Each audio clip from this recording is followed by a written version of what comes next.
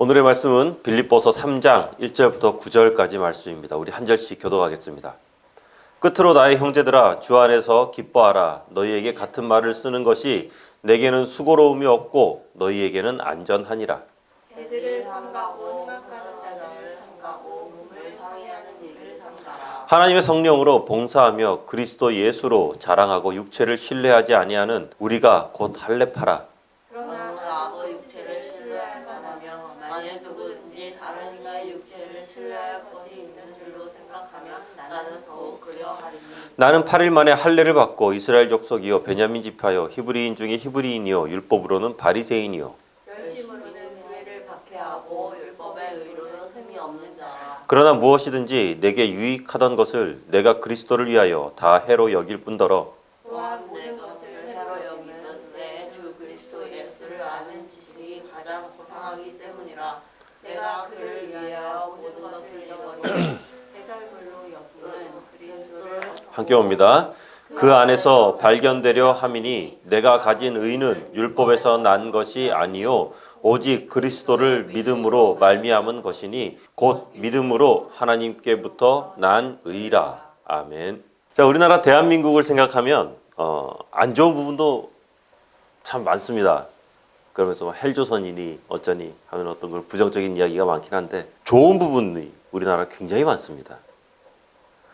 다른 나라에서는 상상할 수도 없는 그런 일들이 많은데요. 특별히 우리나라는 치안이 굉장히 좋죠. 그래서 밤이나 새벽에 마음 놓고 다닐 수 있는 이런 나라 전 세계적으로 흔하지 않습니다.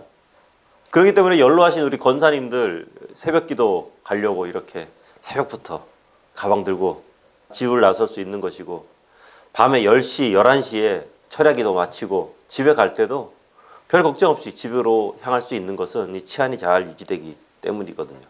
제가 예전에 멕시코에 갔을 때 한인교회에서 숙식을 해결한 적이 있었는데 오후 6시 정도 넘어가면은 교회 바깥으로 나가지 마세요. 만약에 교회 밖으로 외출을 하고 싶으면은 택시를 불러서 교회 앞에서 택시를 타고 어디론가 갔다가 거기에서 볼일을 다 보면은 택시를 타고 교회 앞에 딱 내려서 교회로 들어와야 됩니다. 라는 그런 안내를 들은 적이 있습니다. 왜냐하면 평소에 멀쩡한 사람들도 동양인들을 보면 강도로 돌변한답니다. 실제로 그곳에서 만난 한 집사님이 이런 일을 겪었대요. 은행에서 돈을 이렇게 현금을 좀 찾아가지고 나왔는데 은행 주차장에서 차를 문을 닫고 이제 출발하려고 시동을 딱 거는 순간에 갑자기 문이 확 열리더래요. 덜컥하고. 그러더니 자기 발에다가 총을 딱 대고 허벅지에다가 총을 한번 꽝 쏘더래요. 그렇게 하고 돈 뭉치 들고 그냥 가버린 거예요. 이런 분위기에서 철야 기도를 간다거나 아니면 새벽 기도를 혼자 걸어가는 거는 뭐 상상도 할 수 없죠. 우리나라는 치안이 굉장히 좋은 나라입니다. 전 세계적으로도 자랑할 만한 거죠. 거기에다가 우리나라가 전 세계적으로 자랑할 것이 있는데 뭐냐면 바로 한글입니다. 우리나라 말은 안 되는 발음이 거의 없습니다. 오히려 외국 사람들이 우리말을 배우면서 굉장히 어려워하죠. 왜냐하면 우리나라 말의 발음이 굉장히 어렵기 때문입니다. 발음을 할 수 있는 그 숫자가 일본 말은 한 3,000개 정도 발음을 할 수 있대요. 중국어는 400개 정도밖에 안 된답니다. 그러니까 중국말은 성조가 있죠. 그죠?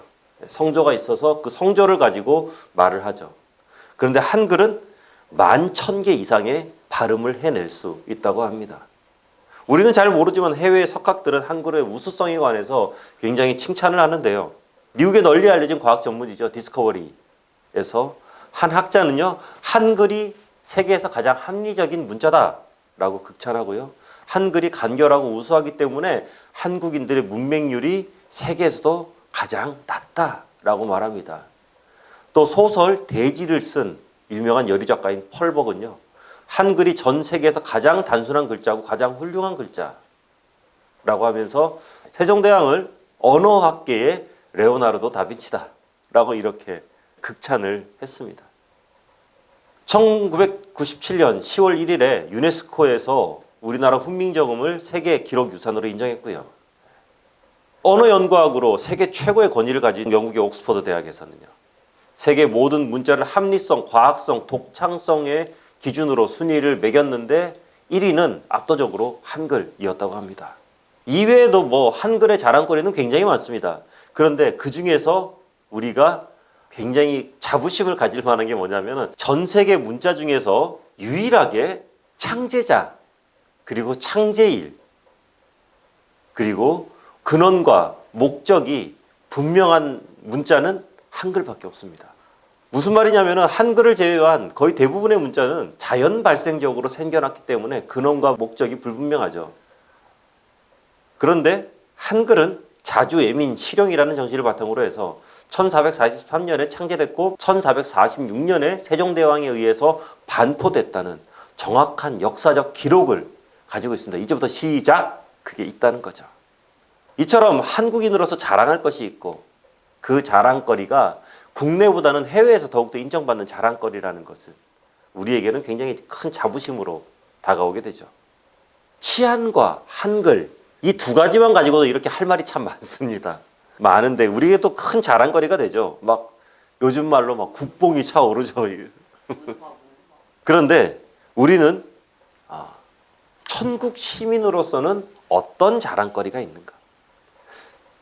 한국 사람으로서의 자랑거리는 이렇게 있는데 크리스천으로서의 우리의 자랑거리는 과연 무엇인가? 우리는 그리스도의 제자로서 하나님의 백성으로서 어떤 자랑거리를 가지고 살아가고 있습니까? 오늘 본문 말씀 함께 나눔으로써 누구 앞에 서더라도 자신 있게 자랑할 수 있는 것이 바로 크리스천으로서 자랑할 수 있는 것이 생기는 우리 모두가 되기를 바랍니다. 사도 바울이 자신이 개척한 교회에 보낸 편지 중에서 남아있는 것은 신약 성경에 있는 편지 13개 밖에 남아있지 않습니다. 아마도 이 사도 바울의 사역기간, 우리가 잘 알고 있는 사역기간이 16년인데요. 16년 동안에 훨씬 많은 편지를 썼을 겁니다. 아마 빌립보 교회를 향해서도 더 보냈을 거예요. 1절의 중간에 보면은 너희에게 같은 말을 쓰는 것이 라는 말씀을 보면은 아마도 이미 이전에 한 번 이상 같은 내용의 편지를 적었다는 거죠. 같은 말을 썼다고 하니까. 반복적으로 편지를 보내면서 같은 말을 했다. 무슨 말을 했을까요? 우리 함께 한번 읽어보겠습니다. 시작. 끝으로 나의 형제들아 주 안에서 기뻐하라. 너희에게 같은 말을 쓰는 것이 내게는 수고로움이 없고 너희에게는 안전하니라. 아멘. 중요한 건 이거죠. 주 안에서 기뻐하라. 우리가 알다시피 바울의 편지를 받을 당시에 빌립보 교인들은 전혀 기뻐할 수 있는 상황은 아니었습니다. 그들은 예수님을 믿는다는 이유로 주변으로부터 핍박과 천대를 받았죠. 그리고 우상숭배를 함께 하지 않음으로 인해서 여러 가지 사회적, 경제적 불이익을 감수해야만 했고요. 그런 사회적, 경제적 불이익은 바로 피부로 와닿죠. 가난이라는 것으로 피부에 와닿습니다. 심지어는 죽음의 위협까지 도사리고 있는 상황이 바로 이 빌립보 교인들의 상황이죠. 그뿐만 아니라 이 교회 내부적인 갈등마저도 있었습니다. 이런 사실만 놓고 봤을 때 기뻐한다는 것 굉장히 힘들죠. 한 번 말하는 것도 아니고 여러 번 기뻐하라고 말하는 것. 상대방이 지금 얼마나 어렵고 얼마나 괴롭고 얼마나 힘든 줄을 아는데 반복적으로 기뻐하라고 하는 것. 가능할까요? 핍박받고 천대받고 가난과 죽음의 위협으로부터 하루하루 삶이 힘들고 어려울 뿐만 아니라 내부적인 갈등마저 있는 이 상황 가운데서 기뻐하라고 할 수 있습니까? 상대방을 향해서. 나라면은 가능할 것 같아요. 나라면. 나 혼자라면은 믿음으로 그래 기쁨의 삶을 살아가야지 뭐 이렇게 할 수도 있을지 모르죠. 하지만 그렇게 하라고 다른 사람에게 권면하는 것은 결코 쉬운 일이 아닙니다. 말하자면 뭐 이런 거죠. 조금 뜯어지거나 상한 옷이 있으시면 여러분들 입습니까? 아마도 그게 내 옷이라면 입을 거예요. 그냥 편하게 집에서 입을 수 있는 옷. 조금 흠이 있더라도 조금 찢어지고 좀 해지고 막 이렇게 실밥이 좀 뜯어져도 어때요? 이 실밥 이렇게 해가지고 그냥 대충 입습니다. 그런데 만약에 그 옷을 누구에게 주라고 한다면 어떻게 됩니까? 그것도 그냥 주는 것이 아니라 만약에 외출할 때 꼭 이 옷만 입으세요 라고 하면서 그 옷을 줄 수 있을까? 뜯어진 옷을, 해진 옷을 못 주겠죠. 그죠? 그런데 조금만 생각을 달리 해볼게요. 만약에 그 뜯어진 옷이 명품이라면 보통 명품이 아니라 발렌시아가에서 나온 한 벌에 184만 원짜리 니트라면 이 옷으로 보입니까? 어떤 상태 같아? 다 뜯어지고 해지고 어디 저기 헌옷 수거함에도 이런 옷은 아마 잘 없을 거예요. 근데 이 옷이 한 벌에 184만 원짜리 프랑스 명품 발렌시아가에서 나온 옷입니다. 아마도 이 선물을 받은 사람은 굉장히 기분 좋겠죠. 왜냐하면은 이 옷이 어떤 게 중요한 게 아니라 이건 발렌시아가야. 이 니트 하나에 184만 원짜리야 이게. 이 옷을 입을 거예요 아마. 굉장히 당당하게 입을 겁니다. 다른 사람들이 뭐라고 하든 말든 니들이 이 옷을 알아? 이게 184만 원짜리야 하면서. 바울은 자신의 찬 어조로 권면합니다. 기뻐하라고요. 왜냐하면 확신이 있거든요. 자신이 있었고 자랑스러운 거거든요. 본질을 알고 있기 때문입니다. 물론 2절을 보면은 본질을 흐리는 사람들이 그 안에 있었던 것 같습니다. 사람과 가까운 동물이고 그리고 친근한 동물의 대명사인 우리 강아지, 견공들이지만 동서고금을 막론하고 이 개는 욕의 대명사였나 봅니다. 빌립보 교회 안에는 복음의 본질을 흐리는 사람들이 있었나 봐요. 특별히 은혜가 아닌 인간의 노력의 결과로 구원을 얻는다고 주장하는 사람들이 있었나 봅니다. 다시 말해서 보기에 좋은 것, 당장 어떤 결과가 나타나는 것, 남들에게 과시할 수 있는 것, 이런 것들로 구원과 복음에 이를 수 있다. 이런 사람들이 있었다는 것이죠. 그렇기 때문에 흐리지 말라는 거예요. 물론 눈에 보이는 것, 결과를 드러내는 것, 이런 것에 있어서 바울이 결코 뒤지는 사람이 아닙니다. 우리 5절, 6절 말씀 한번 읽어보겠습니다. 시작. 나는 팔레만에 할례를 받고 이스라엘 족속이요 베냐민 지파요 히브리인 중에 히브리인이요 율법으로는 바리새인이요 열심으로는 교회를 박해하고 율법의 의로는 흠이 없는 자라. 아멘. 아마도 지금으로부터 2000년 전을 살고 있었던 유대인들의 엄마들이 가장 키우고 싶어하는 모습이 아마 이런 모습이었을 겁니다. 가장 롤모델 같은 모습이 아마 이 바울의 이런 모습일 겁니다. 실제로 치면 엄친아. 엄친아 정도가 아니지. 이게 요즘으로 치자면 이런 겁니다. 아주 부유한 집안에서 정치적으로 사회적으로 명망 있는 집안에서 말 그대로 금수저가 아니라 다이아몬드 수저를 딱 입에 물고 태어난 바울입니다. 그런데 이 애가 성품도 좋고 공부도 잘해. 그래서 스카이 대학에서 박사학위까지 마친 후에 사업을 딱 시작했는데 이 사업이 대박이 나면서 그냥 전 세계적인 센세이션을 일으키면서 막 돈을 막 긁어 모으고 주변 사람들보다 존경받는 이 5, 6절이 딱 그 얘기예요 지금. 자신은 이런 사람이라는 거예요. 하지만 예수님을 알게 된 이후로 바울의 삶은 급변합니다. 태양이 떠오름과 동시에 그림자는 사라지죠. 어둠은 사라지죠.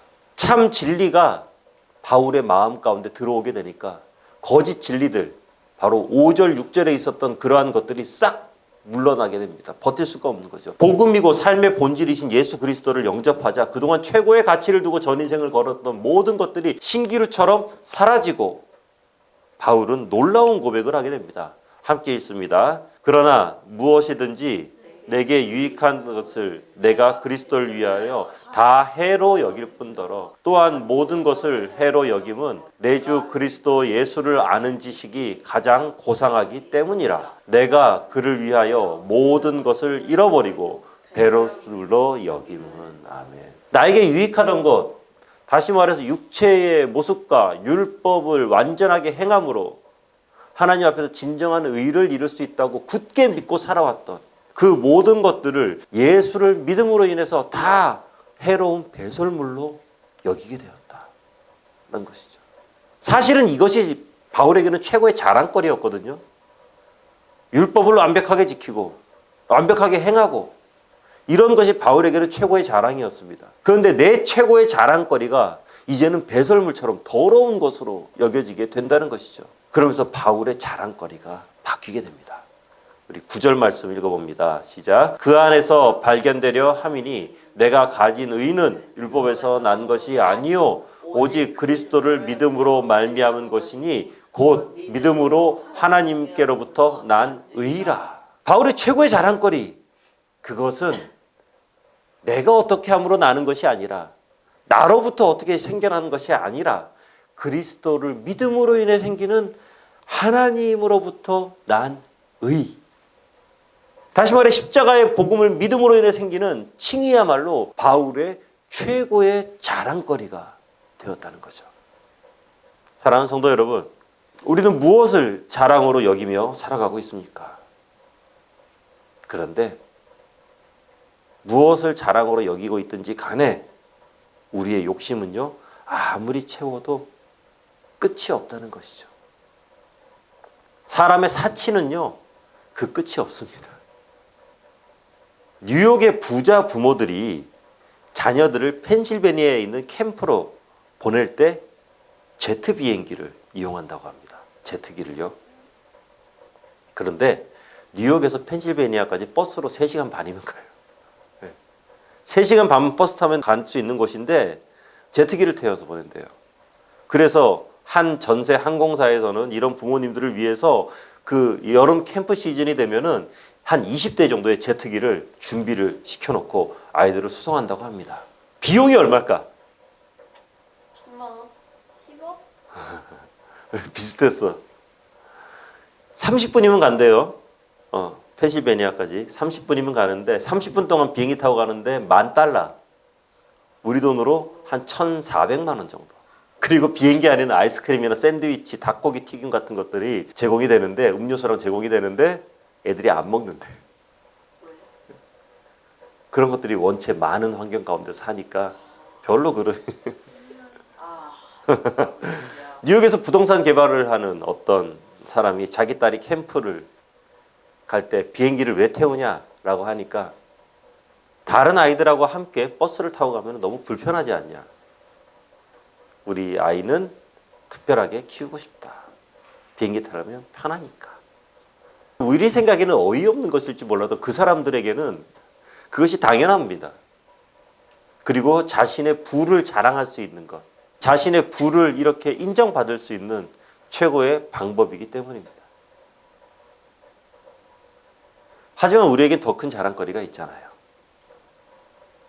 삶에서 사소한 것이지만 믿음으로 인해 변화된 나의 일상, 굉장히 자랑거리가 될 수 있습니다. 지속적으로 성장하고 있는 나의 신앙과 그 가운데 역사하시는 하나님의 긍휼하심, 하나님의 위로와 하나님의 능력, 은혜와 자비와 사랑과 성도의 교제 가운데 나타나는 아름다운 헌신과 그 안에 있는 나눔들, 묵상과 기도를 통해서 말씀하시는 하나님의 나를 향한 관심과 기대와 하나님의 비전, 그리고 그 하나님의 비전을 내 삶 가운데 실천시켜 나가시는 하나님의 능력,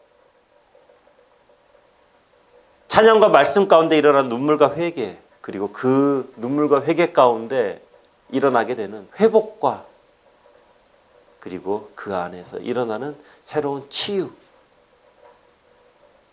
너무 자랑할 게 많죠. 너무 내세울 게 많습니다. 가장 근본적인 것들입니다. 말씀을 정리합니다. 우리는 기뻐할 수 없는 환경에서도, 감사할 수 없는 상황 가운데 있다 할지라도 기뻐하고 감사할 수 있는 사람들입니다. 왜냐하면 우리의 가치는 이 땅에 있는 것이 아니라 하늘나라에 있기 때문입니다. 그렇기 때문에 사단은 우리를 향해서 지속적으로 시험에 들도록 유인하죠. 안목의 정욕에 빠질 만한 것들을 자꾸만 제시합니다. 그리고 그것을 생각하도록 만듭니다. 이생의 자랑거리를요, 아주 조금씩 이렇게 안겨줍니다. 그리고 그것을 갈망하도록 하죠. 이 맛을 조금씩 보면 감질 나잖아요. 네. 상당히 보암직하고 먹음직한 것들 우리 손에 쥐어지면서 그것을 취함으로 큰 만족과 유익을 얻게 합니다. 그리고 시간이 지나면서 일상에서 만나는 하나님과의 교제, 이것보다는 그 잠깐 취했던 그 단물의 기쁨을 더욱더 갈망하도록 만드는 것이죠. 육체적인 것과 율법적인 것으로 우리의 삶이 채워지면서 결국 하나님은 주일에 한 번 만나서 잠깐, 안녕하십니까? 이 정도 안부만 전하는 분으로 바뀌도록 만들어 버립니다. 그렇기 때문에 늘 깨어 있으라. 늘 깨어 있으라.